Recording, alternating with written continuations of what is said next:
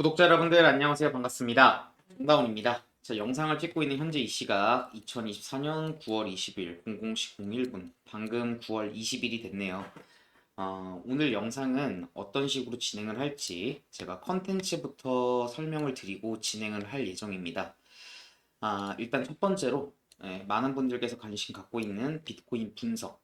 왜냐면 지금 어제 새벽이었죠. 00시가 지났으니까. 어제 새벽 00시에 이제 금리가 5포인트로 이제 인하가 됐어요. 그러면서 지금 비트코인 같은 경우에서 지금 어떻게 움직일지, 그럼 많은 분들께서 지금 관심 갖고 있는 알트코인들 같은 경우에서도 비트코인 움직임에 맞춰서 같이 움직일 거기 때문에 비트코인 먼저 분석이 들어가는 게 맞고요. 그리고 두 번째로 실전에서 이제 매매를 사용하는 이 엘리어트 파동 이론 같은 경우에서 어떻게 공부를 해야 하고 어떻게 책을 이해를 해야 하는지부터 간단하게 설명을 해 드리려고 합니다. 그리고 이제 다음 영상부터는 이제 이 엘리어트 파동 이론을 과거 차트에 어떻게 대입을 하고 어떻게 공부를 해야 하는지 유튜브에 올라온 컨텐츠가 아마 없어서 혼자 책으로 공부하시기 힘드실 거예요. 그래서 실제로 과거 차트를 어떻게 저는 공부를 하고 과거 차트 같은 경우서 어떻게 해석을 하고 그걸 또 실전 차트에 어떻게 대입을 하는지 그 컨텐츠들을 진행을 할 예정입니다. 그리고 지금 현재 편집자분을 지금 현재 구인구직 중이라서 편집자분이 구해지는 대로 이제 라이브 매매와 이제 여러 가지 컨텐츠들을 좀 준비를 하고 있거든요. 그건 조금 기다려 주시면 감사할 것 같습니다.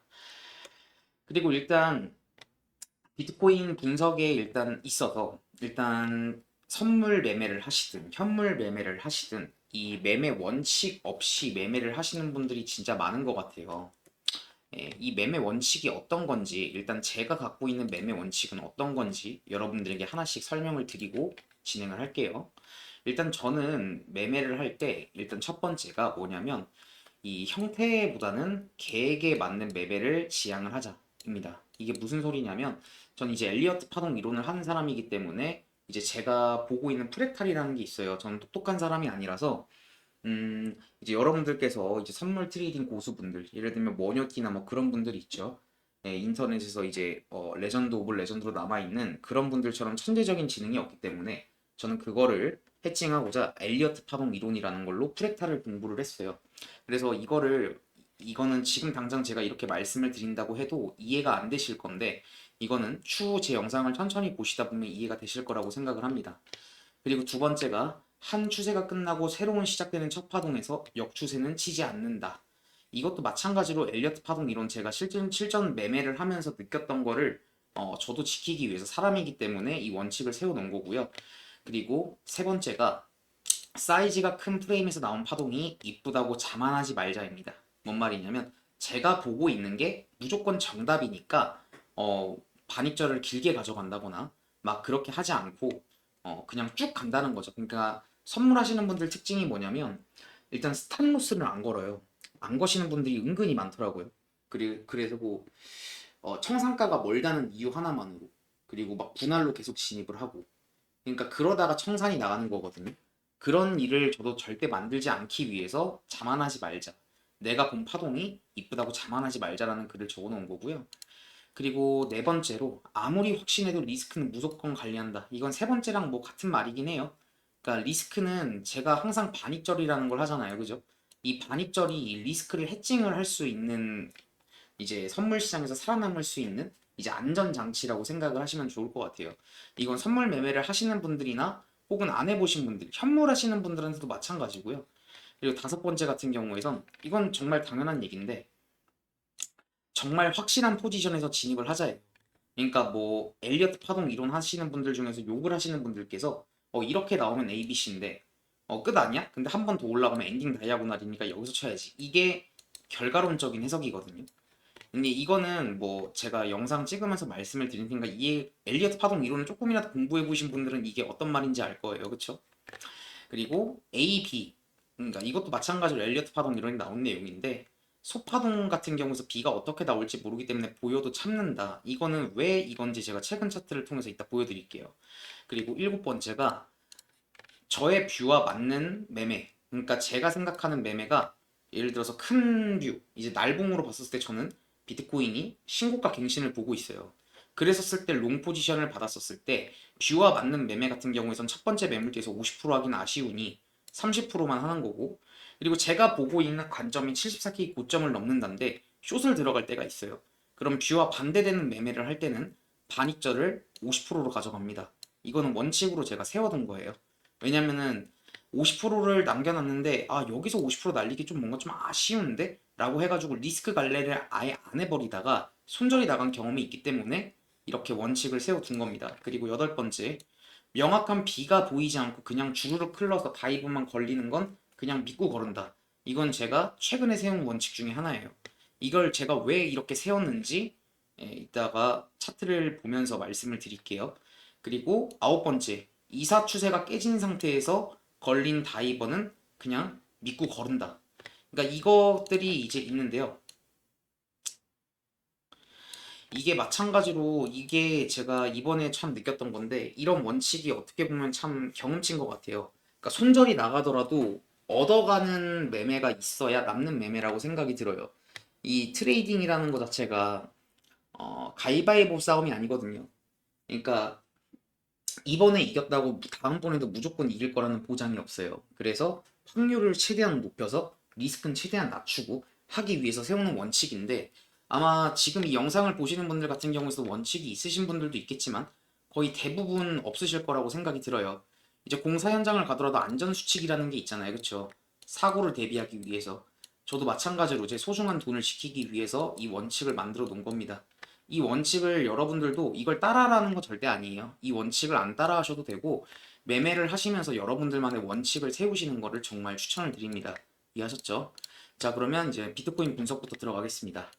자, 그리고 오늘부터 올라가는 영상은 정다운 트레이딩과 이제 현물 이제 있죠. 정다운 트레이더 정다운 이 두 개 채널에 이제 양방으로 한 번씩 올릴 거예요. 근데 이제 오늘 하는 분석 같은 경우에선 이 비트코인 분석 매매 전략 여기에 올라갈 겁니다. 이해하셨죠? 자, 그러면 영상 시작해 보도록 할게요. 자, 그럼 비트코인 같은 경우에서 지금 이제 매매를 제가 어떻게 지금 계획을 하고 있냐면 잘 보시길 바랄게요. 지금 보면 74K 고점을 찍고 차트가 계속해서 조정 반등, 조정 반등, 조정 반등, 조정 다시 반등이 나오고 있는데 지금 이 기간이 굉장히 길었어요. 그쵸? 기간이 굉장히 길었습니다. 거의 190일 정도 조정을 했는데요. 지금 보면 두 가지 관점이 있어요. 일단은 저는 숏 포지션은 일단은 아예 생각이 없습니다. 거의 생각이 없어요. 왜 생각이 없냐면 지금 저는 이제 어제 많은 분들께서 아시겠지만 이제 금리가 5.5에서 5포인트로 B컷이 나왔어요. 그쵸? 그러니까 계속해서 고금리 시대였는데 처음으로 금리 인하가 나왔고 이제부터 파월 의장이 지금 이제 경제 지표가 이제 인플레이션 잡혀가고 있다는 식으로 어저께 얘기를 했죠. 근데 아직 그 이제 고용 지수가 조금 실업률이 좀 불안하긴 하지만 그걸 보면서 천천히 할지 빠르게 할지는 유동적으로 진행을 하겠다라는 식으로 확실하게 좀 발언을 해줬어요. 그러면서 지금 차트가 거의 190일 정도 올해 1월부터 계속해서 조정이 있었는데요. 지금 저는 차트를 어떻게 보고 있냐면 일단 이게 날봉인데요. 날봉부터 보는 이유가 차트는 무조건 큰 프레임에서 작은 프레임으로 보는 게 맞아요. 날봉 분석을 하고 4시간 봉을 보고 1시간 봉을 보고 30분 봉을 보고 15분 봉을 보고 그리고 5분 봉으로 타점을 잡습니다. 이 5분 봉만 보고 매매를 하면 안 돼요. 일단 지금 날봉상 봤었을 때 저는 지금 엘리어트 파동 이론이라는 걸 지금 쓰고 있거든요. 지금 일단 보면 전 여기가 1파동, 러닝 2파동, 3파동, 4파동, 5파동이 지금 나오고 있다라고 보고 있어요. 근데 4파동 저점이 어딘지가 좀 중요해요. 지금 이게 조금 헷갈리는 게 뭐냐면 전 여기를 3중 조합으로 봤거든요. 3중 조합으로 봤어요. 뭔 얘기냐면 초파동 카운팅을 해드릴게요. 여기 ABC A파동 확실하게 해드릴게요. 애매하신 분들도 있을 거니까 전 이렇게 ABC A파동이 나왔어요. 세 가지의 파동으로 조정 파동인 거죠. A, ABC B, ABC C 이렇게 A파동이 나왔고 그리고 B파동이 나오고 B파동이 나왔고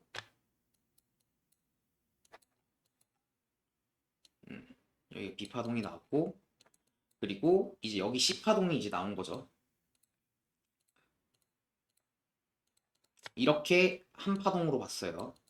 그래서 여기가 W 파동인 거예요. 3중 조합이라고 하거든요. ABC, ABC, ABC. 그래서 여기까지 한 파동으로 보고 그리고 여기가 삼각수렴으로 보고 있어요. A, B, C, D, E 파동. 그래서 여기가 X파동이 연결파동인데 W, X, Y로 3중 조합이 마감이 됐다라고 보고 있습니다.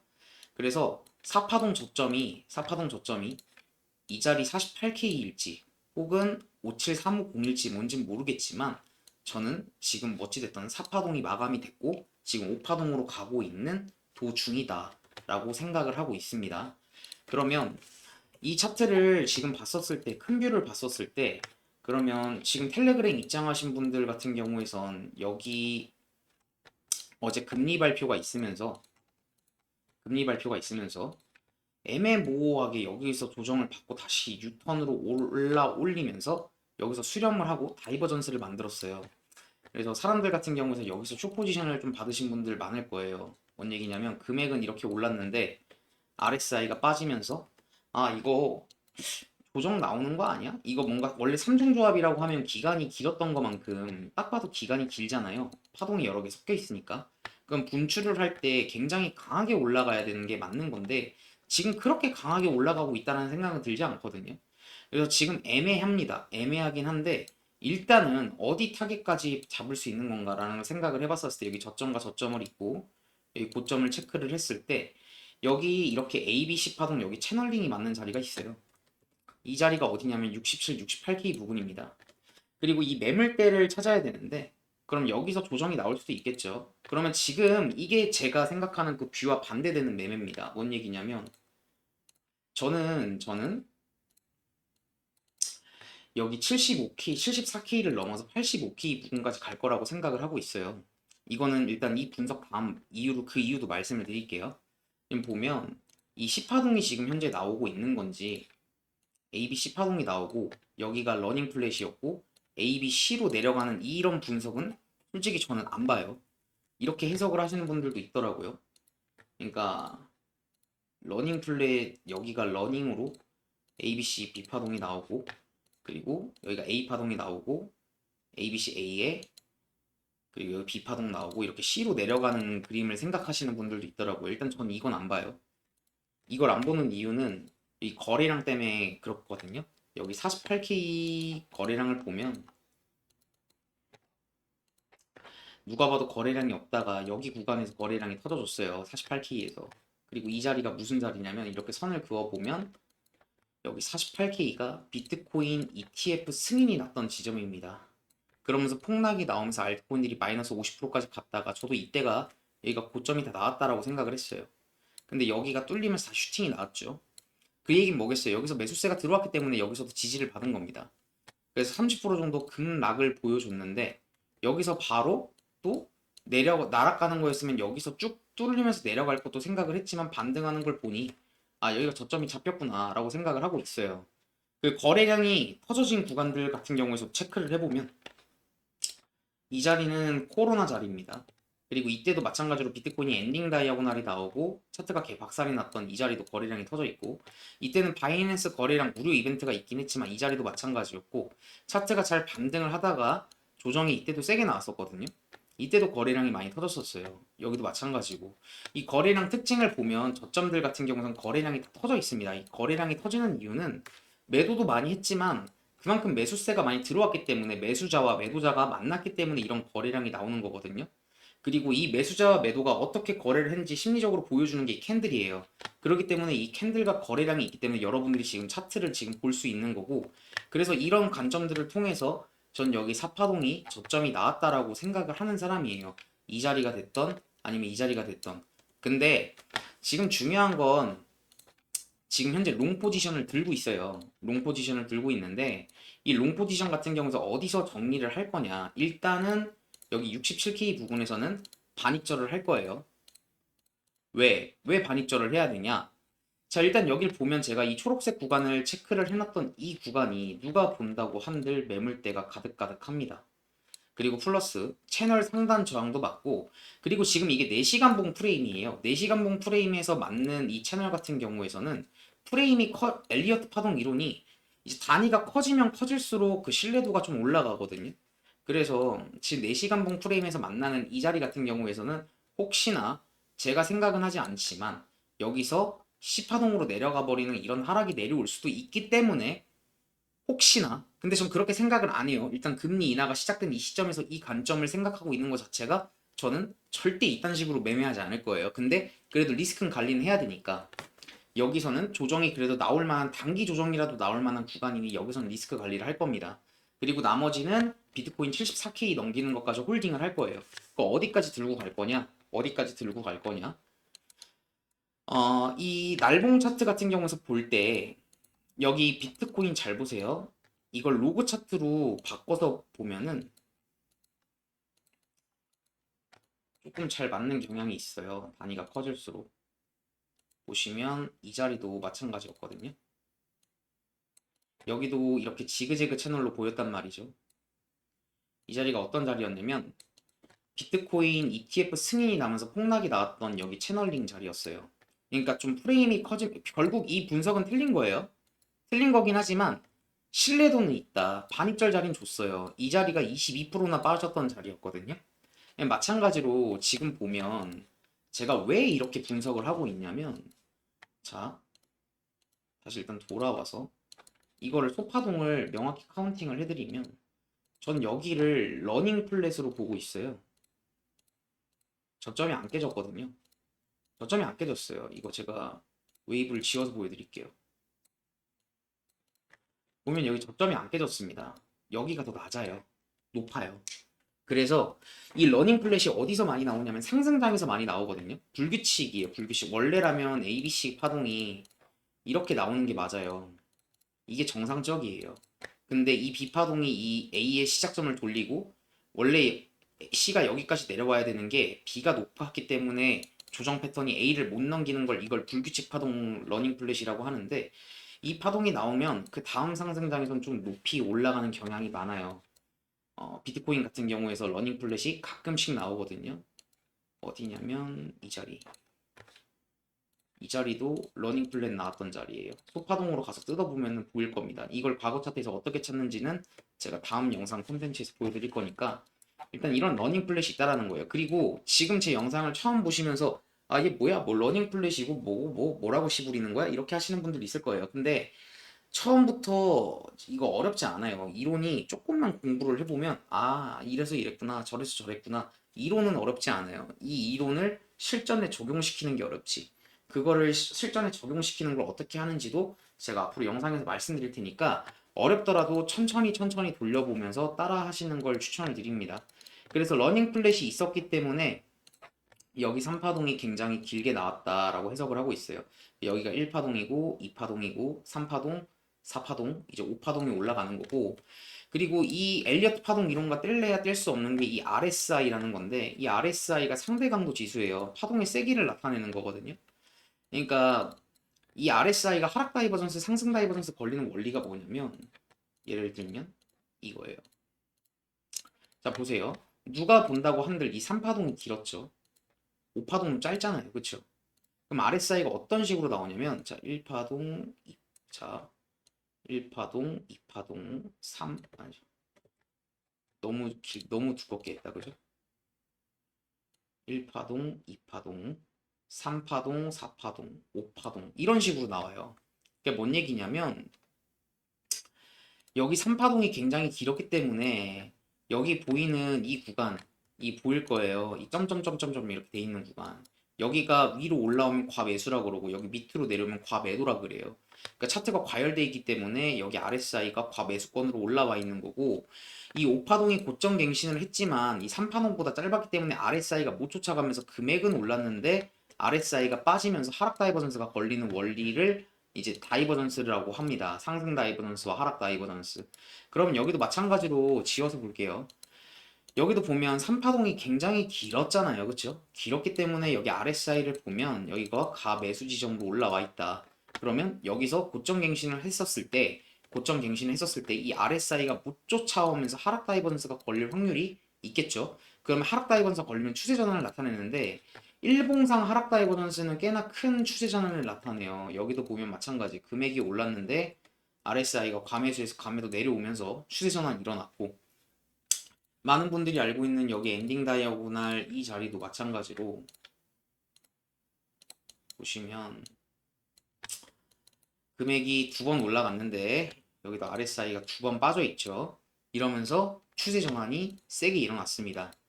자, 그렇기 때문에 여기 74K 넘어서 과연 어디까지 갈까라는 걸 봤었을 때 다시 로고 차트로 돌아와서 보면 이걸 찾는 방법이 있습니다. 여기가 사파동 저점으로 보고 있죠. 이 48K 자리를. 그러면 선을 그어 볼게요. 그럼 이렇게 2파동과 4파동이 그어지고, 이걸 컨트롤 C 컨트롤 V에서 1파동 고점에 갖다 대면 5파동 타겟값이 대충 85K 정도 나와요. 여기 채널 상단 부분으로 만약에 올라온다라고 하면, 그럼 여기서 금액이 하락 다이버전스가 걸릴 확률이 있으면서 여기서는 차트가 이렇게 누구나 다 아는 ABC 파동으로 내려갈까라는 건 솔직히 의구심이 있긴 해요. 근데 단기적으로는 조정이 나올 만한 구간이기 때문에 여기서는 매도를 하는 걸 보는 게 맞고, 여기가 3중 조합이고 여기 85K 채널링을 뚫으면서 올라간다라고 하면 저는 그냥 완전한 불장을 보고 갔습니다. 완전한 불장. 예, 알트코인들 들고 있으신 분들한테는 그게 최고의 시나리오겠죠. 일단 그렇게 차트를 보고 있어요. 그러면 이렇게 분석을 할 수 있고, 이렇게 차트를 보면서 분석을 하는 요가 어떤 걸 가지고 분석을 하는 걸까라는 걸 했었을 때, 일단 이 엘리어트 파동 이론이라는 걸 한번 설명을 드릴게요. 제가 이 자료를 갖고 왔는데 구글에 치면 나오거든요. 보시면 임펄스 웨이브, 자 보시면 엘리어트 파동 이론을 요약을 한 거예요. 이 책을 직접 사시고 싶으신 분들 같은 경우에선 이레미디어 엘리어트 파동 이론 회색책 또는 빨강 색깔, 어떤 거 사셔든 무방합니다. 일단은 자 보겠습니다. 자, 임펄스 웨이브, 크리에이티드 웨이브의 이해. 자, 엘리어트 파동 이론은 정확한 메커니즘에 대해 공부하기 전에 가격 변동에 대한 몇 가지 기본 사항을 검토해 보아야 한다. 차트 패턴은 임펄스, 그리고 횡보, 그리고 이렇게 세 가지 유형으로 나뉘는데, 자 보시면 임펄스 웨이브, 자 추세 방향으로 진행을 시작하는 가격 움직임인데, 이거를 너무 디테일하게 막 그냥 구구단 외우듯이 막 외우는 것보다 이해를 하는 게 좋아요. 이해하셨죠? 진짜 너무 어렵게 생각할 필요 없습니다. 그러니까 이런 게 있다라는 거예요. 임펄스 파동과 조정 파동과 횡보. 자, 이렇게 있는데 너무 딥하게 들어가면 실전 차트에서 책이랑 안 맞는 부분이 많아서 괴리감이 많이 들 거예요. 그래서 그 책의 괴리감과 실전 차트와의 그 괴리감을 맞춰야 되거든요. 그 과정이 필요합니다. 그 과정을 제가 앞으로 영상을 통해서 컨텐츠를 통해서 진행을 할 거예요. 지금 보면 모티브 웨이브, 동인파동, 임펄스와 다이아고날이 있죠. 일단 이 두 개부터 좀 보겠습니다. 그리고 조정 파동에는 지그재그 535 패턴이 있고, 그리고 플랫 패턴 335, 그리고 트라이앵글이 이제 여러분들께서 많이 알고 있는 삼각수렴이라는 거고, 그리고 컴플렉스 컴비네이션, 이게 뭐냐면 WXY, 아까 말씀드렸던 상중 조합 보고 있는 거고, 그리고 WXY, XZ라고 있어요. 이것도 복합 파동인데, 자, 이렇게 너무 어렵게 생각할 필요 없이 그냥 심플하게 설명을 드리도록 할게요.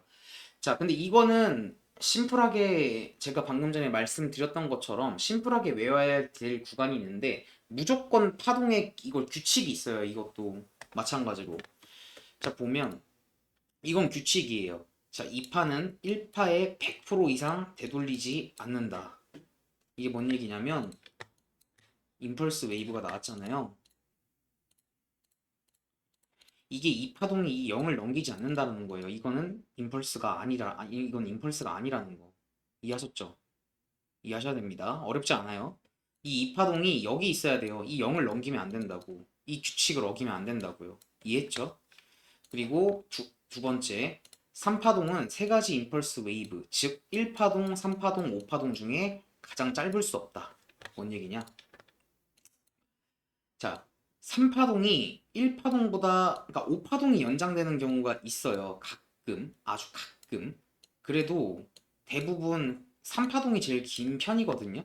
근데 이렇게 5파동이 연장이 되는 경우도 있어요. 근데 이 1파동보다는 짧으면 안 된다고요, 3파동이. 혹은 이 5파동보다는 3파동이 작으면 안 돼요. 뭐가 됐던 제일 짧아서는 안 된다라는 거예요. 이해하셨죠? 어렵지 않습니다. 3파동이 제일 길어야 된다라는 거예요. 그러니까 제일 긴 경우가 많은데 1파동이나 5파동이나 두 개보다 작을 수는 없다라는 겁니다. 이해하셨죠? 어렵지 않아요. 자, 그리고 4파의 저점은 1파의 고점과 겹치지 않는다. 4파의 저점은 1파의 고점과 겹치지 않는다. 단, 다이아고날과 트라이앵글 패턴은 제외다. 일단 다이아고날은 제끼고 임펄스 웨이브부터 보자고요. 자, 그러면 임펄스 웨이브. 자, 이게 전형적인 임펄스 모양인데 이 1파동이랑 4파동이 만나면 안 된다라는 거예요. 이게 오버랩이 된다라고 하면 이건 임펄스가 아닙니다. 그리고 이거는 그럼 책으로만 따지면 그러면은 이렇게 만났어. 자, 볼게요. 자, 1파동이랑 4파동이 안 만났어. 그럼 이것도 임펄스 아니에요? 라고 하시는 사람이 있다라고 하면 이건 그냥 진짜 책만 본 거예요. 진짜로. 엘리어트 파동 이런 좀 봤다는 사람한테 이거 임펄스로 봤냐라고 물어보면 엘리어트 창조자신 엘리어트 할아버지가 무덤에서 나오셔가지고 이거 딱밤 한 대 때릴 수도 있어요. 예, 진짜로 그 정도로 그런 거기 때문에 그렇게 하시면 안 되고 이 세 가지 규칙은 꼭 지켜야 된다라는 거 어렵지 않습니다. 그렇죠? 자, 그러면 자, 모티브 웨이브 임펄스부터 보겠습니다. 자, 임펄스 같은 경우에서 자, 보면 1파가 확장되는 경우가 있고 그리고 여기 책을 보면 여기 보면 책에 나와 있는 내용을 보면 아까 제가 이사추세 긋는 거 보셨죠? 2파동과 4파동을 그었었을 때 그쵸? 그리고 이걸 그대로 컨트롤 C 1파동에 갖다 대면 5파동의 타겟값을 볼 수 있어요. 이거는 이 이사추세 같은 경우에서는 좀 신뢰도가 있거든요. 자주 나오진 않아요. 자주 나오진 않는다고요. 근데 가끔 나오면 굉장히 신뢰도가 높다. 굉장히. 그리고 이 이사 추세를 잘 찾는다라고 하면 포지션 잡을 때 레버리지를 조금 이용을 할 수 있어요. 평소에 제가 만약에 10배를 썼다라고 하면 한 15배, 20배까지도 쓸 수 있어요. 왜냐하면 손절 라인이 굉장히 타이트해요. 손절 라인이. 이 손절 라인을 잡아주기 때문에 이 손익비라는 걸 계산을 해서 유용을 할 수 있게 쓸 수 있는 이 이사 추세라는 건데 이거는 과거 차트 가서 제가 어떻게 찾는지 보여드릴게요. 그리고 1파동이 확장되는 특징이 있는데 자 보세요. 1파동이 특징이 뭐냐면 보세요. 1파동과 4파동이 만나지 않아요. 원래라면 다이아고날이라고 하면 이런 식으로 내려오고 이런 식으로 올라가서 1파동과 4파동, 5파동 했었을 때 이 1파동과 4파동이 오버랩이 되거든요. 근데 얘는 오버랩이 되지 않아요. 왜냐? 임펄스니까.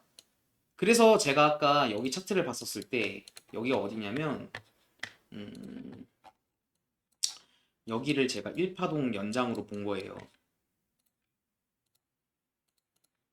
언뜻 보면 다이아고날처럼 보이는데 언뜻 보면 언뜻 보면인데 오버랩이 되지 않아요. 오버랩이 되지 않는다고요. 그래서 여기를 1파동 연장으로 봤고 1에 5가 연장이 된 거죠. 1에 5가 연장이 됐고 그리고 여기가 러닝 플랫이 나오고 그다음 3파동이 올라갔다라는 겁니다. 그래서 임펄스 웨이브로 보고 있는 거예요. 이해하셨죠? 그리고 3파동이 확장되는 경우가 굉장히 많아요. 왜냐? 3위 추세가 웬만하면 제일 강하니까. 그래서 1, 2, 1, 2, 3, 4, 5에 4, 5 하면서 그러니까 이게 1, 2, 1, 2, 3, 4, 5, 4, 5 이게 뭐 개소리 뭐 이런 것 같은데 이게 파동마다 다 특징이 있습니다. 그래서 이런 게 있다라는 걸 좀 보면 좋을 것 같고 그리고 이 책에 나와 있는 게 과연 실전 차트에 맞는지를 과거 차트에서 찾아야 돼요. 일단 간단하게 3파동이 이렇게 있다라는 거고 그리고 5파동의 확장 1, 2, 3, 4에 여기서는 끝나는 게 맞는데 여기서 또 연장해서 5에 1, 2, 3, 4, 5로 올라가는 경우가 있는데 그게 어디냐? 여기에 여기 날봉으로 보면 여기죠.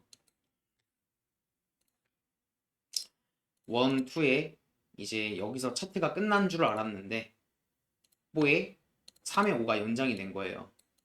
그래서 차트가 길게 나왔다. 그래서 전 여기가 3파동 고점으로 보고 있는 거예요. 3파동 고점으로. 이해하셨죠? 3의 5파동이 연장이 된 거라고 보고 있다고요. 그리고 이게 실전 차트에서 나왔던 거고, 임펄스 규칙이 있습니다. 자, 보면 이것도 지켜야 되는데, 자, 임펄스는 5개의 세부 파동으로 구성이 된다. 그리고 1파동과 5파동은 임펄스 혹은 다이아고날 형태로 나온다. 그러니까 1파동이 다이아고날, 임펄스 혹은 다이아고날로 나온다는 거고, 3파는 항상 임펄스 형태다. 3파는 다이아고날이 될 수 없다라는 거. 엔딩 다이아고날 말하는 거예요. 엔딩 다이아고날. 이거는 이따가 다이아고날 패턴을 보면 이해되실 겁니다. 그리고 3파동은 큰 파동 내에서 가장 짧을 수 없다. 그리고 2파는 조정 패턴이면 1파의 100% 이상을 되돌릴 수 없다. 이건 아까 말씀드렸죠. 그리고 2파는 트라이앵글을 제외한 모든 조정 패턴이 올 수 있다. 트라이앵글이 삼각수렴이에요. 근데 이거는 맞는 말인 것 같아요. 그러니까 2파동에서 삼각수렴이 나온 걸 전 거의 본 적이 없어요. 없는 것 같아요. 제 매매를 하면서도. 그래서 4파동 같은 경우에서가 오히려 복합파동이나 여러 가지가 많이 나올 수 있는 게 삼각수렴이라는 게 일단 이따가 왜 나오는지도 이따 설명을 드릴게요. 2파동에서 삼각수렴이 나오기 힘든 이유도. 그리고 4파동의 저점은 1파의 고점을 깰 수 없다. 이해하셨죠? 이건 아까 그거랑 똑같은 얘기예요. 이게 4파동, 5파동인데 여기서 얘기한 대로 해버리면 1파동, 2파동, 3파동, 4파동, 5파동 이렇게 본다라는 건데 이건 임펄스가 아니죠. 그렇죠? 천천히 보세요. 어려울 거 없습니다. 그리고 임펄스 가이드라인을 볼 건데 자, 2파동과 4파동은 서로 교대하는 경향이 있다. 자, 2파의 되돌림 비율이 4파의 되돌림보다 보통 더 크다. 이거는 비율로만 보면 맞는 거예요. 비율. 그쵸? 이거를 4파가 보세요. 1파동 이만큼 나고 2파동이 나왔어요. 그리고 3파동, 4파동, 5파동이 나왔는데 자, 크기로만 보면 4파동이 크죠. 근데 비율로 보면 1파동 대비 되돌림 비율이 당연히 2파동이 높을 수밖에 없죠. 파동이 작으니까. 얘는 파동이 크잖아요. 그죠? 그래서 이것도 있고 그리고 4파동이 복잡한 조정 패턴이 많이 등장한다. 뭐 트라이앵글, 더블, 트리플, 플랫 뭐 등등등. 그리고 대부분 임펄스에서 1, 3, 5파 중 하나가 확장되며 3파가 확장될 확률이 가장 높다. 이건 당연하죠. 왜? 3파동이 제일 크니까. 그리고 확장된 파동에서 내부에 여러 추가 파동을 포함할 수 있다. 예. 그리고 5파는 3파를 넘어가지 못할 수 있다. 이거는 알아두면 좋긴 합니다. 이게 절단이라는 건데 진짜 안 나와요. 일단 이 절단이라는 게 나오기 위해선 이슈가 필요해요. 뭐 전쟁이 됐던 아니면 진짜 악재가 됐던 미친 악재가 나와야 돼요. 애매모호한 악재 같은 거 아니에요. 뭐 금리가 뭐 잠깐 뭐 0.25bp 내렸으니까 절단이다 이딴 거 없어요. 진짜로 우크라이나 전쟁이나 이런 뭐 리플 애시시 승소 이런 진짜 파급적인 정말 재료가 있어야 돼요. 그리고 그 절단이 나오면 그 추세가 전환이 됐었을 때 정말 크게 전환이 되거든요. 이거는 제가 과거 차트에서 절단 나왔던 그 구간을 보여드리면서 후에 설명을 드리도록 할게요. 그리고 3파가 확장되지 않으면 5파는 다이아고날을 형성하지 않을 가능성이 크다. 3파가 확장되니까 1, 2에 1, 2, 3, 4, 5가 나오고 여기서 1, 2, 1, 2가 안 나오고 그냥 1, 2, 3 여기서 안 끝났으면 여기서는 이제 엔딩 다이아고날 나올 가능성이 크다는데 저는 이건 사실상 잘 모르겠어요. 잘 모르겠어요. 그리고 실전 차트 매매를 할 때 큰 도움이 되나? 그것도 모르겠어요. 그냥 그 정도? 이 정도 생각을 하면 될 것 같습니다. 그리고 1파가 확장되는 경우 이제 피보나치 되돌림이라는 건데 이거는 제가 그냥 글만 읽어드리면 헷갈릴 거기 때문에 일단 임펄스 파동이 일단 이 정도 있다라는 거 여기까지 설명을 드리고 제가 또 다음 영상에서 조정 패턴 같은 경우에서도 설명을 드릴게요. 일단 1파동 같은 경우는 이렇다는 건데 자 그러면 보세요. 요약해 드릴게요. 자 일단 임펄스 웨이브라고 하면 두 개가 있어요.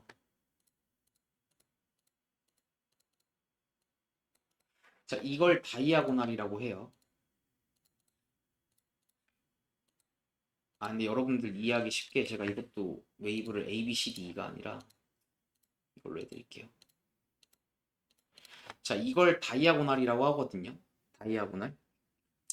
이게 파동에서 첫 번째 파동의 시작점 1파동에서 나올 수 있고 이 다이아고날은 1파동 혹은 5파동에서만 나올 수 있어요. 이 3파동에서는 나올 수 없어요.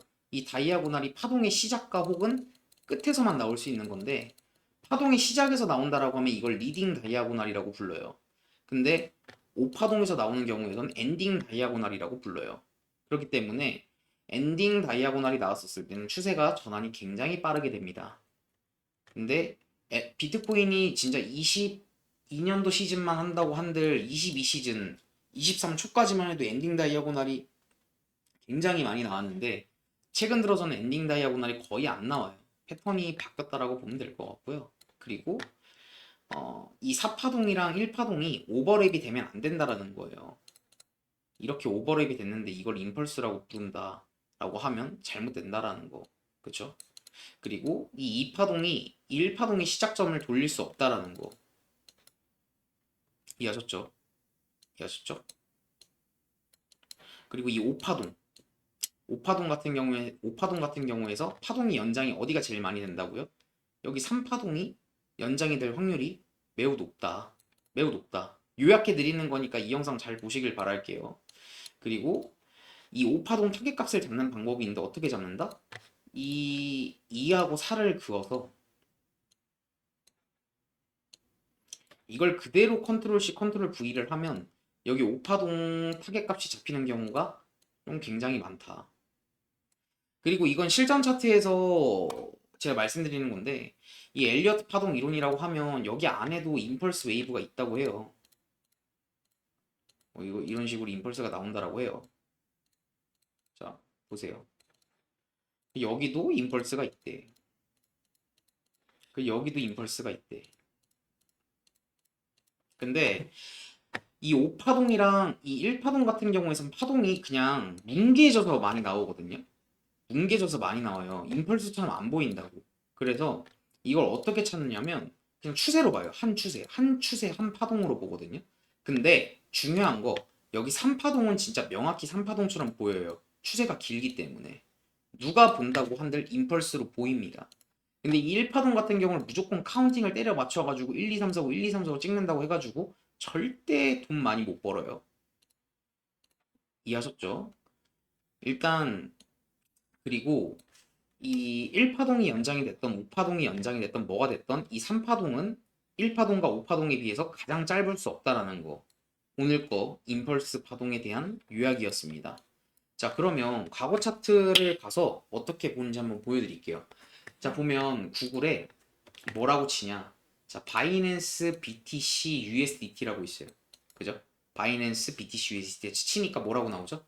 자, 보면 BTC USDT 바이낸스 스팟, 바이낸스 현물이라는 뜻이에요. 그럼 이걸 클릭을 해서 들어가 보면 이렇게 나올 거예요. 이렇게 이 화면이 나올 거거든요. 이 화면이. 그러면 여기 오리지널이랑 트레이딩 뷰가 있어요. 그죠?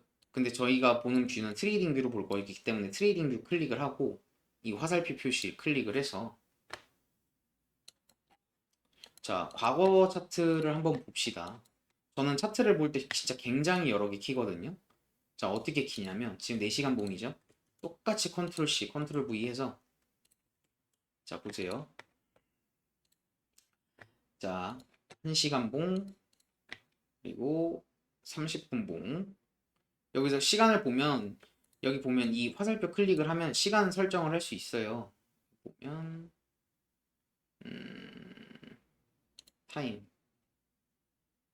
15, 30 잠시만요.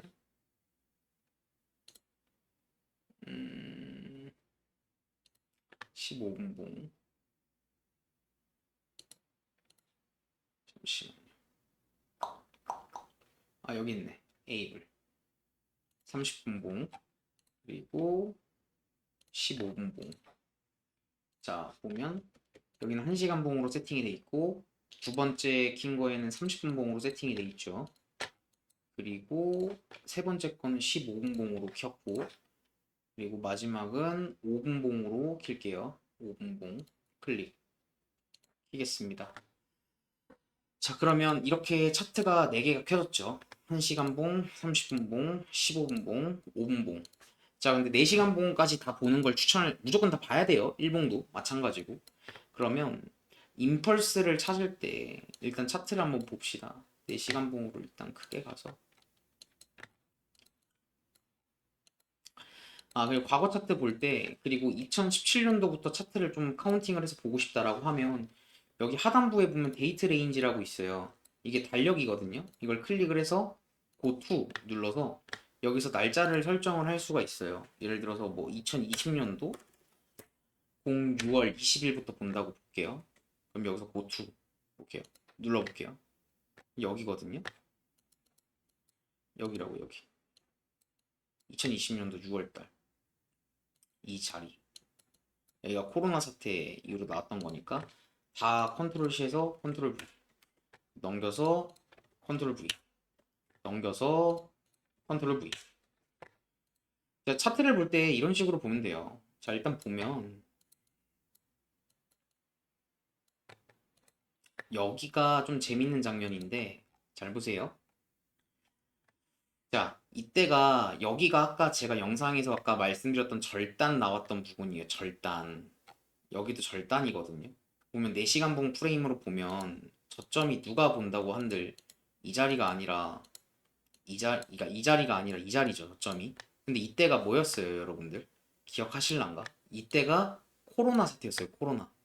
그러니까 너무 강하게 빠져서 차트가 원래 여기서 마감을 해야 되는 게 마감을 여기 못한 거예요. 이거를 확인을 할 수 있는 게 뭐냐면 이 캔들 클릭하면 라인이라고 있어요, 라인. 캔들 이거 클릭을 하면 저희가 지금 보고 있는 건 캔들이잖아요. 라인으로 볼 수 있거든요. 라인으로 체크를 해볼게요. 그러면 저점이 바뀌어 있는 걸 여러분들 확인할 수 있어요. 그죠? 분명히 캔들은 캔들로 봤을 땐 여기가 저점이었는데 여기 라인으로 보니까 여기가 저점이었잖아요. 그죠? 그리고 나 차트가 어떻게 됐어요? 어떻게 됐다? 미친 듯이 올라갔다. 평소에도 막 라인 아무 때나 키면 안 됩니다. 평소엔 그냥 캔들을 그냥 놔두세요. 여기 보면 여기 잘 보면 이제 과거 차트를 볼 때 이런 식으로 좀 보는 거예요. 파동 카운팅을 어떤 식으로 해야 되고 어떤 구간을 해야 될까? 그러면 나누는 거예요. 내가 오늘 해석을 해야 될 구간은 어디서부터 어디까지일까? 자, 이때가 여기를 날짜를 보면 밑으로 내려보면 20년도 5월 14일 보일 겁니다. 그죠? 그러면 여기 20년도 16일까지 내가 해야 될 구간은 오늘 이 자리부터 이 자리까지 차트 해석을 할 거야. 라고 차트를 보는 거죠. 그리고 여기를 보면 올라오는 형태가 이래서 첫 파동이 ABC라고 해가지고 고점갱신 못할 거다라고 하는 거를 저는 안 믿는 거예요. 보면 여기 누가 본다고 하는데 아까 저희가 일반적으로 알고 있던 무슨 패턴이에요? 임펄스 파동 패턴이 아니죠. 임펄스 파동 패턴이 아니라고. 그래서 여기 차트가 나는 근데 실전 차트를 만약에 본다라고 하면 여기 뒤 차트를 보면서 생각을 하면 안 돼요. 지금 내가 진짜 여기 구간에 들어와 있고 여기서 나였으면 이때 당시에 실전 나였으면 어떻게 생각을 하고 했었을까라고 차트를 바라봐야 남는 게 있어요. 그럼 나는 여기가 ABC 파동이라고 생각을 했었을 거야. 근데 라인 차트를 보니 여기가 저점이네. 여기가 저점이었네. 그리고 나서 차트가 만들어지는 형태를 보니까 그 차트가 만들어지고 형태를 보니까 도저히 모르겠어. 지금 보면 일단 고점 갱신을 했죠. 그러면 여기서 내가 추세를 그어보니 이렇게 그어지네? 그어지는 거예요. 그러면 여기서 엔딩 다이아고날이 나와서 여기서 나락을 갈까? 내려갈 수도 있겠네. 근데 여기 고점을 넘기면 제가 여기가 뭐라 그랬죠? 저점이 찍혔고 이때 코로나 사태였고 차트가 이만큼 반등을 했는데 여기서 나락을 간다? 이건 잘 모르겠는데 조정이 나올 수는 있겠다. 조정이 나올 수는 있겠네. 그럼 여기가 신고점을 만약에 다시 또 넘기게 된다라고 하면 이걸 뭐로 보는 게 맞을까? 그럼 나는 여기를 리딩 다이아고날 1파동으로 볼 것 같고 여기가 조정 2파동이 나오고 여기가 뚫으면 3파동이 나올 자리일 수도 있겠구나 라는 걸 체크를 하고 그러면 나는 여기가 엔딩 다이아고날 여기 다이버전스를 보면 근데 보면 원래 통상적으로 엔딩 다이아고날을 보면 이렇게 금액이 올라갔을 때 여기 RSI가 빠져있는데 얘는 RSI가 올라가 있네? 이건 그냥 엔딩 다이아고날이라고 무작정 패턴만 보고 들어갔다간 잘못될 수도 있겠다. 왜냐? 통상적으로 엔딩 다이아고날 같은 경우에서는 여기 입구까지 되돌리는 경향이 많은데 얘는 입구까지 되돌리지도 않고 그냥 올라가 버렸네. 근데 만약에 내가 여기서 추격 매수를 따라 탔으면 어떻게 됐을까? 썰렸겠지? 썰렸겠다. 왜 썰렸을까? 자, 보세요. 자, 이 선이 있어요, 선. 보면 여기가 고점인데 여기 뚫었다고 따라샀던 이 사람들 분명히 이 캔들 몇 개 안 돼 보이는데 이게 퍼센티지가 6% 7% 이래요. 그럼 나는 이 시간을 과연 견딜 수 있었을까? 못 견디겠다. 그럼 나는 이런 매매를 하면 안 되겠다. 돌파 매매를 하면 안 되겠구나. 이런 식으로 차트를 보고 그럼 내가 진짜 기다리면 좋은 자리가 올 텐데 그 자리가 어디였을까? 지금 보면 차트를 보면 여기가 삼각수렴이 나오네. 삼각수렴이 나오고 이 삼각수렴 특징이 뭐냐? 오파동이 고점갱신을 짧게 했네. 그러면 찾은 거야. 그럼 카운팅이 되잖아요. 1파동, 2파동, 3파동 수렴 나오고 5파동이 나왔네. 그럼 여기서부터 여기까지 한 추세로 볼 수 있는 거겠구나 라고 생각을 할 수 있지 않을까요? 그쵸? 그리고 이렇게 보면 여기가 엔딩 1, 2파동, 3파동, 4파동, 5파동인데 그럼 일단 1파동이 좀 길게 나오긴 했어. 근데 5파동보단 짧으니까 이건 말이 되고 그리고 심지어 이게 차트를 볼 때 이런 식으로 보는 거예요. 여기 매물대 있었잖아요. 그죠? 봐봐요. 물 먹었다, 물 먹었다. 그쵸? 여기도 5파동 물 먹을 만한 매물대 부근이고 다이버전스 어떻게 됐을까 확인해 볼까요? 자, 여기가 3파동이고 여기가 5파동이야. 하락 다이버전스 걸려 있네. 그럼 추세가 전환될 확률이 있겠다. 그럼 제가 아까 뭐라 그랬어요? 여기서 만약에 그러면 2사 추세를 찾아볼까? 그럼 여기가 2파동이고 여기가 4파동이겠네. 삼각수렴 이렇게 그어보면 그럼 나라면 여기서 숏 포지션을 받았었을 때 여기 숏 포지션을 받았을 때 2사 추세인데 여기서 만약에 숏을 받았어. 그럼 일자로 빠지는 거에 여기서 반익절을 만약에 못했다. 그럼 또 올라오는 거에 나는 어떻게 해야 됐을까? 아, 이래서 반익절이라는 걸 해야 되는구나. 적당한 구간에서. 내가 생각한 구간이 여기 하단 부분이었는데 이 구간까지 안 오고 차트가 올라가 버렸네. 그럼 이거 차트 뭐로 해석해야 되지? 이렇게 보면서 이 데이터를 쌓아가는 거예요. 과거 차트를 보면서. 그러니까 오늘은 제가 대충 보여드린 건데 대충 보여드린 거예요. 앞으로 제가 이제 과거 차트 구간을 나눠가지고 어떻게 해석을 해야 하는지 2017년도부터 끊어가지고 보여드릴게요. 영상에서 하나씩 올려드릴 테니까 영상으로 참고를 해주시면 좋을 것 같고요. 그리고 이 매매는 톱니바퀴라는 걸 여러분들이 좀 잘 인지를 하셨으면 좋겠어요. 매매는 큰 뷰부터 작은 뷰, 그러니까 날봉, 4시간 봉, 1시간 봉, 30분 봉, 15분 봉, 5분 봉 이런 식으로 작은 뷰 분석으로 올바른 손익비, 내가 지금 하고 있는 매매가 과연 올바른 방법인지, 올바른 손익비를 찾는 방법이 맞는지, 그리고 지금 내가 가진 무기가 어떤 무기가 있는지, 뭐 예를 들면 엘리어트 파동 이론, RSI, 피보나치, 매물대, 캔들, 거래량, 추세선, 뭐 이평선 쓰시는 분들 이평선 뭐 등등등등 내가 갖고 있는 무기가 어떨 때 잘 맞고 잘 안 맞는지 점검하고 계속 갈고 닦아야 되고 그리고 제일 중요한 거 선물하시는 분들 제발 한 번 매매로 부자가 되겠다는 생각을 제발 버리세요. 그러니까 한 번 매매로 해가지고 부자가 됐으면 결국 다시 내려와야 돼요. 그러니까 매매는 자 1번부터 10번까지가 있어요. 근데 2, 3, 4를 내가 1에서 스타트를 했는데 고 레버리지를 써가지고 2, 3, 4를 제끼고 한 방에 5를 간 거야. 그 사람은 결국 2, 3, 4 다시 내려와서 걷게 돼 있습니다. 이게 어쩔 수 없어요. 급등을 했던 건 급락하는 것처럼 차트도 시드가 급범핑을 했으면 급하락할 수도 있는 거예요. 왜냐 이 사람은 일단 고 레버리지를 썼거나 아니면 매매 원칙이 없는 상황에서 시장에 한번 먹여준 거 얻어먹은 거기 때문에 결국 다시 뱉을 수밖에 없다. 이 생각을 버리지 않으면 절대 선물 시장에 살아남을 수 없다. 그리고 지금 장이 어떤 장인지 특징이 있는지 없는지 최근 프랙탈들을 비교를 해봐야 된다라는 거. 그리고 이게 진짜 중요한 얘기인데 실전 매매를 할 일이 많이 없어요. 왜냐면 분석을 해놨으면 그 자리를 기다려야 되거든요. 그래서 그 자리가 왔었을 때 매매를 하는 거기 때문에 매매를 하루에 10번, 20번씩 한다는 건 정신병자고요. 특히 선물하는 사람들 중에서 하루에 뭐 10번 넘게 하시는 분들이 있어요. 그러니까 근데 물론 제가 이렇게 정신병자라고 발언을 하는 건 그분들은 제외예요. 그러니까 단타를 진짜 천재적인 감각으로 치는 사람들이 있어요. 그렇게 해가지고 수익을 잘 보시는 천재성이 있으신 분들이 있다고요. 그런 분들 말고 매매를 하루에 10번, 20번씩 해갖고 계속 손실 보고 있는데 계속 돈을 집어넣는다. 그거는 진짜로 도박 중독이랑 다를 게 없어요. 그렇게 매매를 많이 해버리면 매매 복귀가 안 돼요. 매매를 너무 많이 했기 때문에. 그래서 실전 매매를 많이 안 하시는 분들 같은 경우에서 매매 횟수가 적으신 분들은 특히나 매매 복귀를 철저히 해야 한다라는 거. 이게 톱니바퀴라고 생각을 합니다. 이 5바퀴가 모든 게 굴러가야 이 중에서 하나만 어긋난다 한들을 나와버리면 톱니바퀴가 제대로 안 들어가는 거예요. 삐걱삐걱 소리 나는 거죠. 이거를 잘 생각을 했으면 좋을 것 같고, 지금 이 하이먼 미스키 모델 제가 또 오랜만에 보여드리는데 지금 현물 가지신 분들 잘 들으시면 좋을 것 같아요. 자, 일단 비트코인이라는 게, 자, 오랜만에 말씀드리는데, 자, 비트코인이 처음에 자산 가격 이륙을 했어요. 그쵸? 그러면 여러분들 비트코인 알았나요? 저도 몰라요. 전 현명한 투자자가 아니라서. 근데 이 비트코인이라는 걸 잘 알았던 현명한 투자자들이 이제 초기에 금액을 사는 거예요. 그러니까 초기에. 그래서 1차 현금화가 일어나는데, 이미 이때 이 사람들이 1차 현금화를 했던 거는 여기서 샀던 사람이 이 고점에서 판다 한들 이 수익률 못 따라갑니다. 너무 진짜 저렴할 때 샀었기 때문에 이 사람들이 1차 현금화 나였으면 이때 안 팔았는데 이건 말도 안 되는 소리고. 그리고 지금 언론 보도가 증가를 했었던 이 시기가 뭐였죠? 비트코인 ETF 승인이라는 거예요. ETF 승인.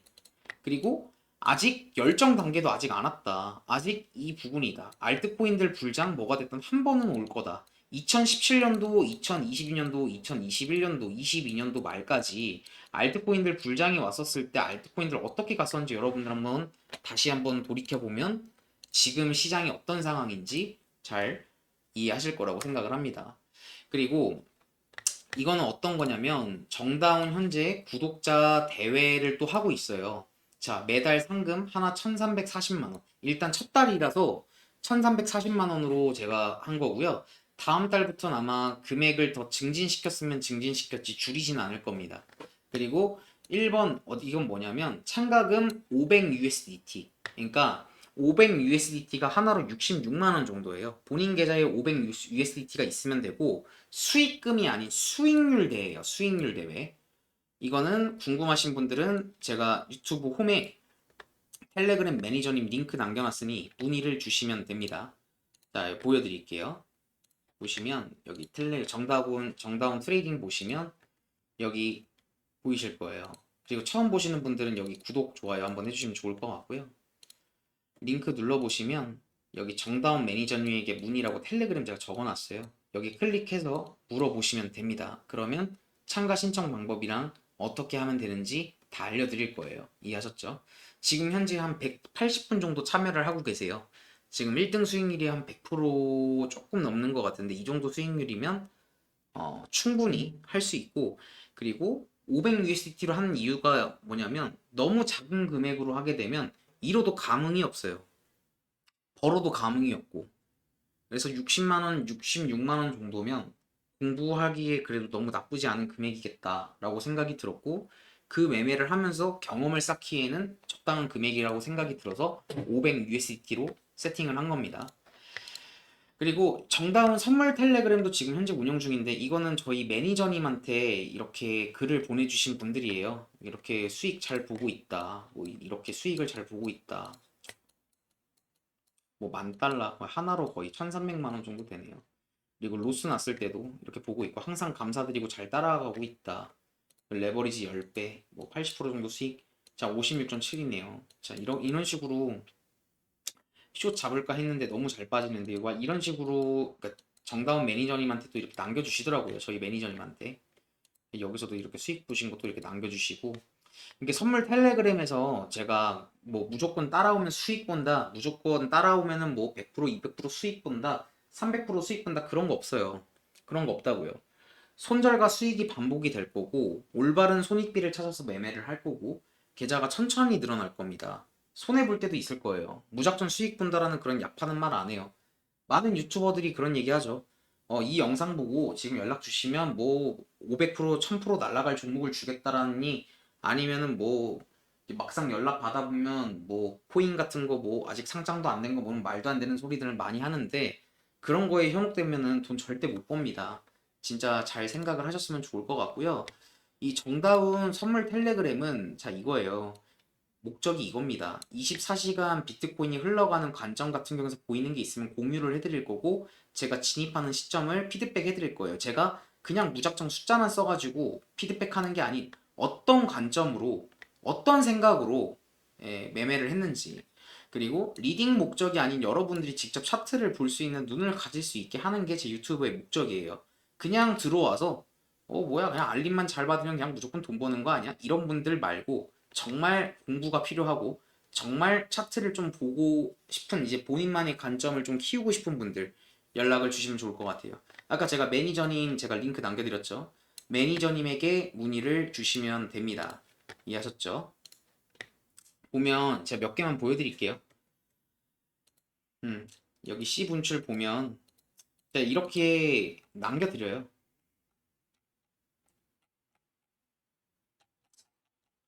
이게 관점 같은 경우에서 계속해서 이렇게 남겨드립니다. 그냥 올라가는 게 아니라 차트를 생각을 하고 계속해서 글을 남겨드립니다. 많은 분들께서 새벽에도 이렇게 안 주무시고 관점 잘 보세요.